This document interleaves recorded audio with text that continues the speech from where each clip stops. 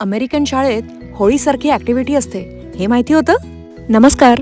आज माझ्या शाळेत 2 एकदम मजेदार ॲक्टिव्हिटीज होत्या, कलर रन आणि व्हाईट आउट डे.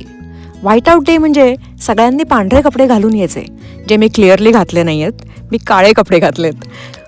मग माझ्याकडे ही पांढरी चादर होती, ती मी असा टोगासारखी घातली आणि त्यावर लिहिलं आय प्लॅन्ड दिस फिट, म्हणजे हा आउटफिट मी आधीपासून प्लॅन केला होता, जे अर्थातच खरं नाही आहे. हे सगळं मी अवघ्या 10 मिनिटात केलं आणि शाळेत सगळ्यांना खूप हसू आलं. तोच तर उद्देश होता. आता खरी मजा म्हणजे कलर रन.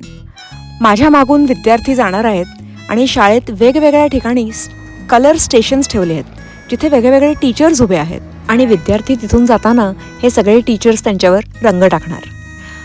हे सगळे रंग अगदी आपल्या होळीच्या रंगांसारखे दिसतात, पण माहिती आहे का, याचा उद्देश खूप वेगळा आहे.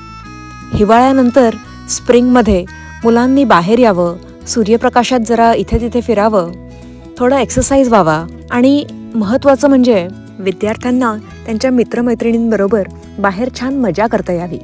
आणि यासाठीच माझ्या शाळेने शेवटचे 2 पिरियड्स मोकळे ठेवून हा उपक्रम आयोजित केला. चला मग आता तुम्हाला दाखवते कलर रन कसा असतो. मुलांची मजा, शिक्षकांचा उत्साह आणि सुंदर स्प्रिंगचं वातावरण, आणि म्हणूनच हा कलर रन सगळ्यांचा फेवरेट असतो. तुम्हाला कसं वाटलं ते नक्की कळवा.